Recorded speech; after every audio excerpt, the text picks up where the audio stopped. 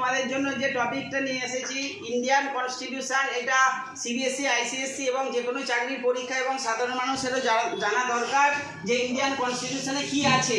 ফার্স্টের পয়েন্টে যেটা লিখেছি দেখো, ইন্ডিয়া বলছে Indian constitution is the world largest written constitution. এটা হচ্ছে ওয়ার্ল্ডের লার্জেস্ট রিটেন কনস্টিটিউশন হচ্ছে ইন্ডিয়ান কনস্টিটিউশন। সর্ববৃহৎ লিখিত সংবিধান হচ্ছে বিশ্বের ভারতীয় সংবিধান। বোঝা গেল? সেকেন্ড পয়েন্ট কি আছে, এটা যখন তৈরি হয়েছিল কনস্টিটিউশনটা তাতে কতগুলো আর্টিকেল ছিল বলছে দেখো, the original text of the Indian constitution content, কতগুলো আর্টিকেল ছিল এতে? সবাই বলো 395। বলো টোটাল 395 আর্টিকেল ছিল, 22 পার্টস ছিল আর 8 শিডিউল ছিল। কিন্তু প্রেজেন্ট এখন বর্তমানে এইখানে কনস্টিটিউশনে কতগুলো আর্টিকেল আছে? 470 আর্টিকেলস, 25 পার্টস আর 12 শিডিউল। এগুলো সব বেড়ে গেছে যেহেতু আর্টিকেলের সংখ্যা বেড়েছে। আমরা জানি একটা ওয়ার্ড কনস্টিটিউশনে আমরা চেঞ্জের ক্ষেত্রে পাই, ওয়ার্ডটা হচ্ছে অ্যামেন্ডমেন্ট। অ্যামেন্ডমেন্ট ওয়ার্ডটার মানে হচ্ছে যখন any change in a constitution or modify in a article of the constitution, then we call it amendment, amend অর্থাৎ অ্যামেন্ডমেন্ট মানে কনস্টিটিউশনে যখন কোনো চেঞ্জ আনতে হয়, কোনো কিছু অ্যাড করতে হয়, কোনো কিছুকে অ্যাবলিশ করতে হয়, তখন সেটাকে বলা হয় অ্যামেন্ডমেন্ট। তো অ্যামেন্ডমেন্টের মাধ্যমে এতগুলো আর্টিকেল, এতগুলো সব কিছু এখানে অ্যাড হয়েছে, এটা তোমরা পড়লে। ফোর্থ পয়েন্টে কি বলা হচ্ছে দেখো, ইন্ডিয়ান কনস্টিটিউশন তৈরির কাজটা শুরু হয়েছিল কবে? এই যে লিখে রেখেছি দেখো, 9 ডিসেম্বর 1946-এ। তখন ইন্ডিয়া কিন্তু ইন্ডিপেন্ডেন্ট হয়নি, হবে করছে। সেরকম সময় থেকে পাওয়ারটা কিন্তু ব্রিটিশদের অনেকটা উইক হয়ে গেছিলো। তখন ইন্ডিয়ার যারা লিডাররা ছিলেন তারা কনস্টিটিউশন তৈরির কাজটা অলরেডি শুরু করে দিয়েছিলেন এবং কাজটা শেষ হয়েছিল 26 নভেম্বর 1949-এ। বোঝা গেল? এইটা টোটাল টাইম লেগেছিল কনস্টিটিউশনটা তৈরি করতে 2 years 11 months 18 days, 2 বছর 11 মাস 18 দিন সময় লেগেছিল। এবং তার টাইমটাও লিখে দিয়েছি কনসেপ্টটা যাতে তোমাদের ক্লিয়ার থাকে। তারপরের পয়েন্টে কি বলা আছে, the constitution of India was enacted. এখানে যত ধরনের ওয়ার্ড বিভিন্ন চাকরির পরীক্ষায় আসে সব কিন্তু আমি কালেক্ট করেছি। এনঅ্যাক্টেড বা অ্যাডপ্টেড মানে সংবিধান কবে গৃহীত হয়েছিল, গ্রহণ করা হয়েছিল ইন্ডিয়ান কনস্টিটিউশন হিসেবে, সেটা হচ্ছে 26 নভেম্বর 1949-এ কনস্টিটিউশন কি করা হয়েছিল, এনঅ্যাক্টেড বা অ্যাডপ্টেড মানে গ্রহণ করা হয়েছিল।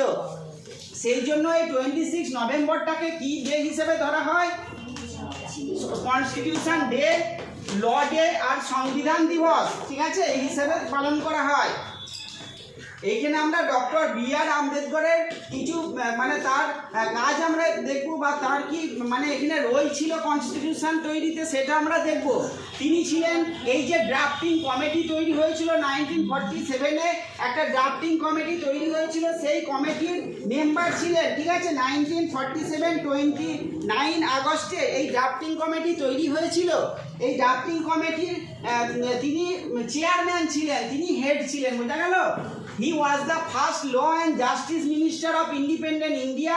ইন্ডিয়ার প্রথম ল অ্যান্ড জাস্টিস মিনিস্টার ছিলেন ডক্টর বি.আর. আম্বেদকর। আর he is also known as the father of the Indian constitution. ভারতীয় সংবিধানের জনক বলা হয়। কাকে বলা হয়? আম্বেদকরকে বলা হয়। বোঝা গেল? তারপরের পয়েন্টে আমরা পড়লাম, এইখানে আমরা দেখলাম ইন্ডিয়ান কনস্টিটিউশন কবে এনঅ্যাক্টেড বা অ্যাডপ্টেড হলো মানে গ্রহণ করা হয়েছিল। এই পয়েন্টে আমরা দেখব ইন্ডিয়ান কনস্টিটিউশন কবে কার্যকর করা হলো, কবে থেকে এটা অ্যাপ্লাই হলো, শুরু হলো, চালু হলো, ঠিক আছে। এটাকে বলা হয় কেম ইনটু ফোর্স, ইমপ্লিমেন্টেড অথবা কমেন্সমেন্ট ডেট বলা হয়। যতগুলো ওয়ার্ড বিভিন্ন পরীক্ষায় আসে সেই সব ওয়ার্ড আমি কালেক্ট করে তোমাদের এখানে দিয়েছি। এই ডেটটাকে কেম ইনটু ফোর্স বলা হয়, ইমপ্লিমেন্টেড বলা হয়, কমেন্সমেন্ট ডেট বলা হয়। এটা কোন দিন? 26 জানুয়ারি, যেটা আমাদের রিপাবলিক ডে সেলিব্রেট করা হয় 26শে জানুয়ারি। বোঝা গেল? 1950 এটা কিন্তু ইন্ডিয়ান কনস্টিটিউশন ইমপ্লিমেন্টেড হয়েছিল মানে কার্যকর হয়েছিল।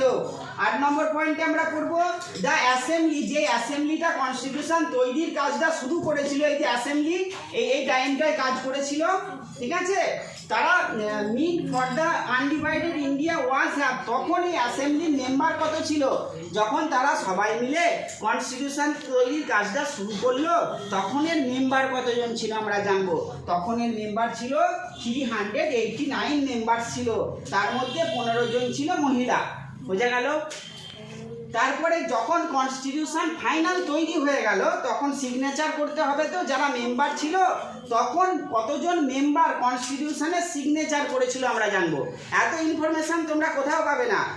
কতজন মেম্বার কনস্টিটিউশনের সিগনেচার করেছিল সেটা আমরা পড়বো। এই দেখো লেখা আছে 284 members war actually present on 24 January 1950 and appended their signature to the committee as a finally pass. অর্থাৎ ফাইনালি যে কনস্টিটিউশনটা পাস হলো সেইটাতে সিগনেচার করেছিলেন কতজন? 284 মেম্বার্স তাতে সিগনেচার করেছিলেন। বোঝা গেল না যায়নি?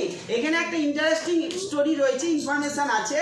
সবাই সিগনেচার করে দিয়েছিল, কিন্তু একজনের সিগনেচার বাকি ছিল, তিনি হচ্ছেন ডক্টর রাজেন্দ্র প্রসাদ। তিনি কিভাবে সিগনেচার করেছিলেন? প্রথম সিগনেচারটা কার ছিল? জওহরলাল নেহরুর ছিল। জওহরলাল নেহরু সিগনেচার করার ওপরটায় একটুখানি ফাঁকা জায়গা ছিল। মানে আমাদের ডক্টর রাজেন্দ্র প্রসাদ এতটাই জ্ঞানী মানুষ ছিলেন যে তিনি লাস্টে সিগনেচার না করে তিনি জওহরলাল নেহরুর নামটার ওপরে যেটুকু ফাঁকা জায়গা ছিল সেইখানটায় নিজের সিগনেচারটা করে দিয়েছিলেন।